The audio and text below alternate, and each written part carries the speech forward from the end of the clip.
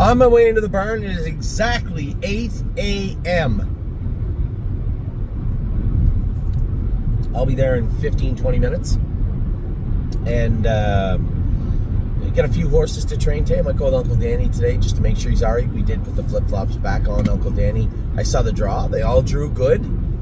Now, of course, you know, the horse that was on the fence to go, Emerald Tom, who he's not quite as good as Supermind and as Uncle Danny, draws the killer that won the Next Generation. It's always the way. Supermind's division on paper looks good, but there's not much to look at on paper, right? Everybody just has qualifiers, maybe a maiden race. And then Uncle Danny's race, a couple of horses in there that can trot 55, 56. So he'll be back in with some stiffer company, as he should be. So they drew good. Tomboy Strong drew the inside also, 2-hole. We drew blood on Tomboy Strong just to see what was going on with her, if she was okay, if she really was okay. I haven't got the results back yet, but I don't foresee there to be anything glaring. The one issue I talked about yesterday, Perfect Thought, I don't want to draw conclusions right now, but when I'm looking at a 2-year-old pacing filly of that caliber racing for $25,000, when there's 3 legs, right? There's not, if there was 1 leg, you'd be like, oh, geez, maybe they can sneak through. There's only 11 horses entered to begin with. There's 3 legs that go for 25 and then a good final. And more importantly, it's the start of her career. I don't think that Megan is going to be able to get that. They haven't taken the blood work yet. They don't have the AST level back, but it's impossible that it would be normal. And I don't think I'm okay racing her with it high normal. I just don't think that it's worth it.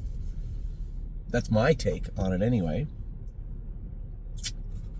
You know, if it's the middle of the season and we need the points, or it's a big race, you know, you do what you can, but there's only so much stuff you can do anyway. Like I tell you, it's somebody messaged me yesterday. They asked about Gaslight Hall. I said it looked like he tied up to me. We'll know today. And David asked me. He said, "Is it like when you're biking and you cramp up?" He said, "It's similar." I said, "It's not similar. It's exactly that." And, you know, I attribute it to almost when you tweak your back, right? You get that sharp pain and it hurts and it's sore, and then it's followed by cement after that for a period of time. You know, some people get over it depending on how bad it is in a couple of days or a week. Other people end up having to go to the chiropractor, acupuncture, or whatever. You know, however you get over it, medication, however you get over it, you have to get over it. But there's a component of time with that, regardless of what you do. There's no fix. There's no magic pill. So I think, and, you know, somebody else said, why did the horses tie up? I can tell you exactly why they tied up. It was 36 degrees everywhere. You get dehydrated, you don't drink enough water, or you just get a little bit dehydrated. But the heat plays a major role, right? In everything the horses do. It's outside their norm, especially for where we train them down. But I think it's important to note also, this is not, this is very common in horse racing. If you go back, in fact, I would wager good money. If you went back over the last week and looked at the race programs and looked at horses that you or someone thought would race very well that raced poorly, I would suspect a lot of those horses showed mild cramping and tying up also. So it's not the end of the world. It's something that in this particular case you'll get over quite quickly. But it's Wednesday. I don't see it being that quickly. Well, we'll see. Listen, Megan is a sharp horse person. She knows what she's doing, and she may very well have her down to where she says, you know what? She's feeling good. She's jogged good. She looks good. Her blood's acceptable. I think we'll race her. I have no problem with that.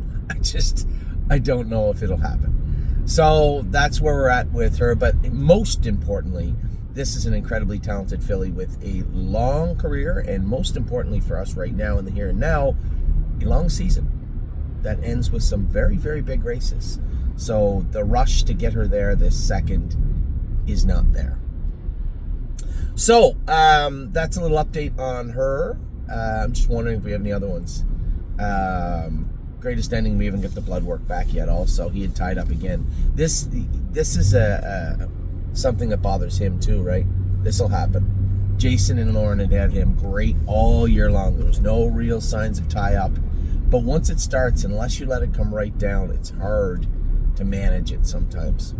So they're in that management phase. We're trying to get him back going good, which is fine. He was racing good, and he was consistently racing good, I would say.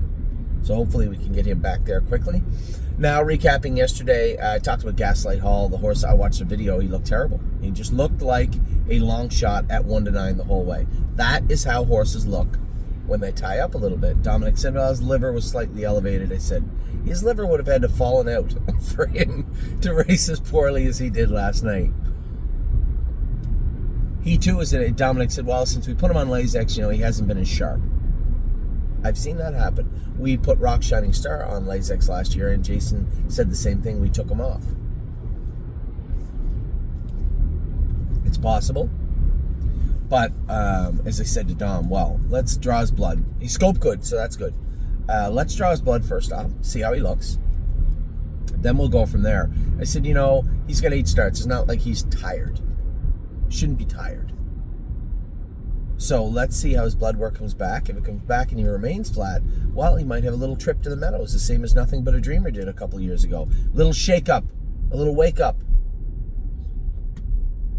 Sometimes you just need a new scenery to open your eyes, right? And that's a possibility also. How will that affect him in his staking? I don't know. I think we're done with the golds. He's raced in 2. He's got a second in one of them. So he'll probably make the final, actually, if we wanted to. And then we'll see how he does in the grassroots. I think that's fair.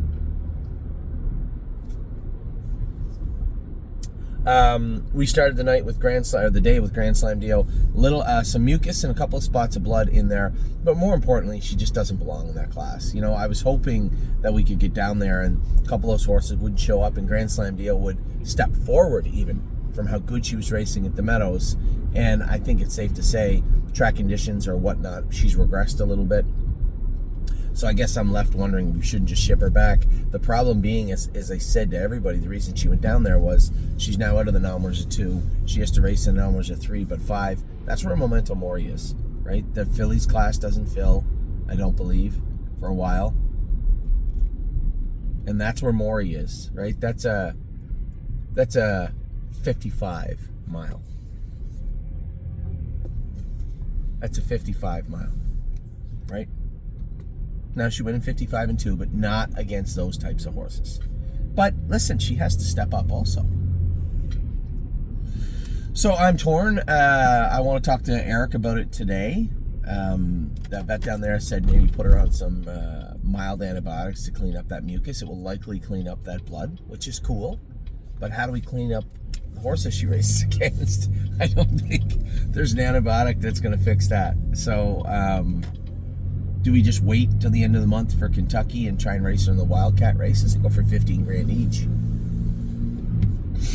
Possible, yeah.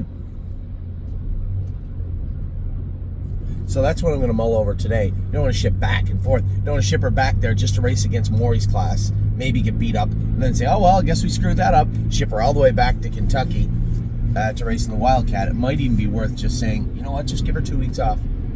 Feel for 2 weeks, put her in the first Wildcat. That right there might be the best plan. We'll see. Resolve indeed left good, seemed good, but threw a little bit of a tantrum, I think, when he went to let the favorite go back around. It looked like Austin did a good job. He revved her up, got her to the front. She was just settling. I've seen her do this before. I trained her, we're going back a couple of months now. Same thing, I put her on the front, and then Danny went to come around, and I went to grab her, and she was really hot. What happens is she gets hot, and then she tucks her head, and that's where you can kind of shut their air just for a second, and that scares them. They'll roll off stride, or she can throw her head and roll off stride. You can be sure, regardless of what she did, it was born from a little bit of a tantrum, letting that horse remove. Now, if she'd only read the program, she'd know that the horse that was removing was 1-9. She was not. Clearly, she didn't read the program. So I threw a little tantrum and made a break. As Dominic said, what about the prospect then? Yeah, sure. Get her in where she can win. She hit the 8-hole and clearly was going to be a player last night. I can't say, certainly not going to say she was going to win the race. That horse jogged. But she was a player. And handy too, except for the little break. She's going to grow up. That can't happen. Delicious Stone DK, obviously, the problem with racing a horse in a condition claimer, the claimer part is not the consistency, right? The condition part is a little more fluid, and I don't know what horse that was, but clearly was not a $15,000 claimer. Dropped in and absolutely jogged. It was nice to see Delicious Stone get up, trot again, improvements again time-wise. His gait looks improved. I thought the horse looked really good. Must have trotted 56 in a piece, which is a big mile on a 5/8 mile track. So a good job across the board. Some bad luck with Grand Slam deal, as I said, mucus and blood, but the biggest problem of all is where she's racing, who she's racing against. We need to alter that or fix it if we can. There's no point, and I haven't said this, Derek, but what's the point of even racing her in the final? They can let her start in front of the starting gate and everybody else race in a jog cart, and she might get a check. Those are some good fillies, really good fillies, like sire steak caliber horses. Gaslight Hall will get his blood back. I'm pretty sure we're already going to know what it says. I'm going to say a mildly elevated to slightly. I don't think he wasn't grotesque. He just was very obviously flat last night. With him scoping good, in my mind, there can only be one thing. So we'll know today. Resolve Indeed, just rinse and repeat. Kind of. Don't repeat the break. Prospect Series coming up for her at Grand River. And then Delicious Stone DK. There's a rinse and repeat. Just keep going. And I think that's the best thing, Graham. So as I said today, we get Don't Ask Again. Melisandre had to know he's a fearless Peter lifting legend. Aunt Lily, Freedom Hill. And then we are Thursday is when all the stakes start, and they're all cool. We got Memento Mori's going to kick it off for us at the Meadows. I thought he raced great last week. I saw people selling shares. Go ahead, sell them. I think you're going to see a much better horse over the next month. As his confidence grows, so will his gait, so will his speed, and that's the most important thing for this colt, is to get him built up to where he is becoming cocky again. Last week, to me, was his best mile as a sophomore. And I think you're going to see an extension of that again this week. I think he'll race well. 3-point blue chip. I think Lauren is driving 3-point blue chip. She is 5-1. Okay. And then we have the stakes. Jolene Hall 8-5. I love seeing that from this horse. Not what I would call a dark horse, because she always had speed, always had a little bit of talent, but didn't consistently put it together. But certainly looked great in her first race, and she's favorite. Steph's Hope might be a hair short, but she did train good in the race bike on Saturday, so she'll be fine. Nassau, I had a call from Steve, and he said, geez, I'm surprised that horse didn't get in Northfield. I said, so what? But he didn't. He said, well, in an obvious question, why didn't we just wait? I said, I don't want to. I don't want to wait. I want to get the horse in and get him racing. Okay, he throws down a third or fourth. I think the speed is there. I mean, the horse made a break and tried his last 3 quarters 127 at Northfield, I believe, from what I saw. Why can't he trot in 56? He shows 55 at Mohawk a couple of times. And I can tell you what, Scioto's not that much slower than Mohawk, if at all. All he has to do is go and race. That's it. Just go and race. So we'll see how he does on Thursday also.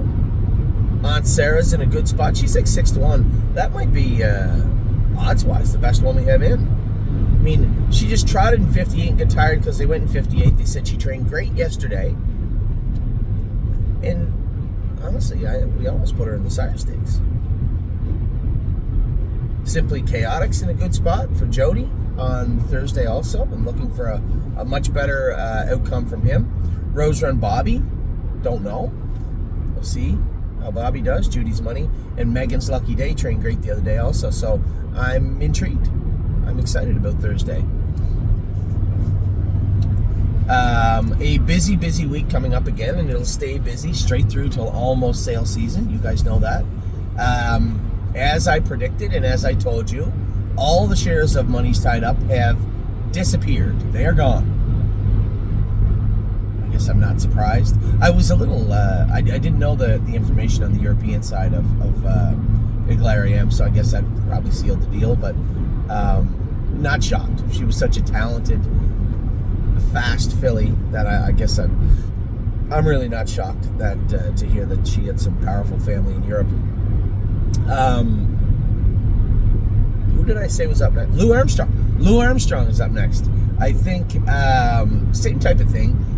Today is Wednesday. I'm going to send a note out to our clients that are our partners with Lou Armstrong. This is the Quattro de Julio colt out of My Jazz, the first foal. What about the My Jazz? The Captain Corys are starting to show up everywhere. What about the Globetrotting My Jazz? All those horses that had Captain Cory foals. That will be an exciting year. There'll be 5 of them. 5 of them. What's better than thinking, terrified that you're wrong all winter, only to find out that you're right? So far, anyway. So yeah, Lou Armstrong, the Quattro de Julio colt, will be up next. We'll send a note out to my partners today, letting them know that if they want, they have till Friday morning to buy shares in Lou Armstrong. This will be everybody that owns shares in My Jazz or Lou himself. We'll send that note out, and then on Friday morning, let's say between 8 and 10 at some point. I guess we should have a specific time, right? 8 a.m. At 8 a.m. on Friday, Lou Armstrong shares, whatever ones are available, will go up for sale on the board. A little more affordable too. The Quattro de Julio share breeding, I think, cost me $6,000 or $7,000. I'd have to go back. Somebody had asked me the other day, how do we come up with the prices? Well, I think they're derived mostly from sale averages. Now, obviously, the cost of both the last fillies were a little bit much, but those were our I guess, premier, our best broodmares, so to speak. Horses that I think hold a lot of worth in their own, and especially the Green Shoe filly. Green Shoe's starting to have a good year also. The Green Shoe, colt. And then when it came to Iglariam, that was just the price that we had come up with. Now the Lou Armstrong will be a little more affordable, as I said. The $6,000 or $7,000 stud might have been $8,000. I don't think it was $8,000. And then you have to factor in all the bills that are attributed to that foal up until this point. It has to be worth it. I think when you say that out loud, you're probably looking at 283, 3 something, low 300s per share. I guess. Yeah, that's fair. No, it's not just up to me. There's 2 or 3 of us that make those decisions up, John being one of them. I'll reach out to him and see what he thinks, and we'll have those shares up for you on Friday morning. Now, I will warn you again, this is one gorgeous colt, and I only saw him last year. I keep saying that the lady that takes these pictures does an amazing job. I can tell you that. I'm not saying that she's like, airbrushed them and made them look like something they're not. No, she just does a tremendous job with her craft. She's a good photographer. So, a good-looking colt. When I saw him, he was really striking. Almost bigger than his mom last year when I saw him. So I can only imagine how he looks right now. Good-looking colt that I think everybody in the barn, if you've been with us long enough, you know what My Jazz meant to us and how tough she was. She had like a bone bruise in her left hind ankle, much like Tenacious Hanover has in their pesky. Subcontrol, really big long name. Bruise in their left hind ankle, and she was sore for quite a while. We sent her back to Ontario, fresh place. Said, you know what? They have a pop-up series at the end of the season. Let's put her in there, finish off her year, and go from there. She just won 5 in a row and took a lifetime mark, I think, finishing off that season. I don't know if the lifetime mark, I think, but I'm not positive. But she won 5 in a row, and then didn't get in full. We tried to breed her to Kings County, and she didn't get in full. So we waited and got her in full at the last minute to Quattro de Julio. And then Captain Corey last year. This year, waiting for a pregnancy check for her. She's international money this year. Man, you know, if you want to talk about a poor man's sire, I don't know how you beat international money. That horse has done nothing but good for our stable. And nothing but good for our stable. I guess a little extension to that. Arrowhead Hanover on Friday. I'm not going to Philadelphia. 5-horse field with one of those killers that's coming back at Jim Campbell's on the rail. I asked my brother Mark. He couldn't go. And Mike Wilder was there. I called Mike up and I said, I see you're there for the early races. Do you want to drive Arrowhead Hanover in the Sire Stake race? He said yes, which was good. I was happy to hear that. And on Saturday night, Scotty didn't realize that there'd be 2 divisions and Charlie May would be back. So he ended up with Charlie May. I asked him straight up, because he was the one that said put time in the bugger. I said, can he beat Charlie May? He goes, no, I don't think he can. Charlie May's a crafty old veteran, drew the inside. It's going to be tough. He said, I'm going to go with Charlie May. And there's going to be a lot of people out there, and I'm not dropping any names. I'm going to say, well, Scotty said to put him in, he should drive that horse. Yeah, Scotty's also a driver. You know, I don't complain when James picks off the horses or when Scotty does or anybody else. You know, there was a long time ago that, you know, I drove full time. You know, that's how I made my living. And you always want to be able to drive the best horse. And if he thinks that Charlie May's better, fine. All we can do is cheer against Charlie May, I guess, on Saturday night. Darn it. All that's left is Dexter Dunn and Andy McCarthy, I think. Tim Tetrick. I don't know what we'll do. I don't know how we'll fill in. So, time is a little tricky because he doesn't like that outside flow in the last turn. With the Meadowlands, you know, with those horses, you got to be close. So, I don't know what's going to happen. I don't know what's going to happen with that, but it's racing. I have no regrets, and I know this is a tricky situation because you're racing a long shot, knowingly racing a long shot, flies directly in the face of what I have geared everybody to think and feel over the last 3 years. But it doesn't matter what race you go behind the gate in. I don't care if it's a Kentucky Derby. I don't care if it's the Breeders' Crown, the Little Brown Jug, the North American Cup. There are going to be favorites. There are going to be long shots. But you know what? Most every horse in or on that gate has a shot to win, right? And that's the difference between just racing and racing at the top level. And as Scotty said the other day, one of these days he will beat them. Now he was referring to the 4-year-old company, and I could have brought him back here and raced him in the Open for 18 on. I could have raced him in the Open for 18 on Saturday, but I chose to leave him in that division because the other problem is, to be a top horse, you have to race against the top horses. You're not going to see a horse come out of the Open at the Meadows or Northfield or maybe Scioto right now, I guess, but one of those places and just jump into that Open company and have an impact, immediate or otherwise. It's just not going to happen. You have to play against the best. You have to race against the best if you want to be one of the best. So Time Is On My Side goes behind the gate on Saturday evening. So much going on. The Colts drew good on Saturday. We have staked straight through the weekend. I found a flight that will get me to Albany Sunday morning at 11. Now that's obviously on me. Sunday morning at 11. I'm going to miss the opening ceremonies. There was no flights in earlier. The earliest flight to get me to Albany was like 9:25 or something. Which it didn't matter. Opening ceremonies are at like 9:30, and then they have like a skills thing, but it's just fielding and stuff. It's not the end of the world, but Ollie does play baseball at 3:30. Plays a team from Hawaii on Monday. I'm going to miss that.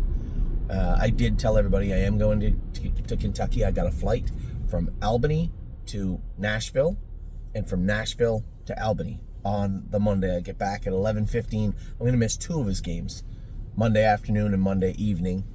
He plays Hawaii in the evening. He plays a team from New York in the afternoon. But I'll be there for the rest of the week. I think 4 or 5 more games. It'll be a lot of fun, and it'll be really cool. So that is a full update on my life, on your barn life. Everything was updated yesterday. I have no new news for anybody. Very happy with the qualifier from from Pretty Eyes and Lies. Very happy with the schooler from Hangar 1. He's getting closer. Just take your time, though. And it was so cool to sit there. If you ever get a chance, Carter Pinsky is a super quiet guy. Very reserved. Very cool guy. If you ever get a chance, maybe you just see him at the sale or something, sitting there, talk to him for a few minutes. He's he trains very similar to us, but very dissimilar in other ways. The discussion we had about Go Dog Go and Hangar 1 was eerily similar, right down to a foot issue last year with Go Dog Go. So a lot was similar, and a little bit was different, but it was great to talk to a guy. He seems like so down to earth.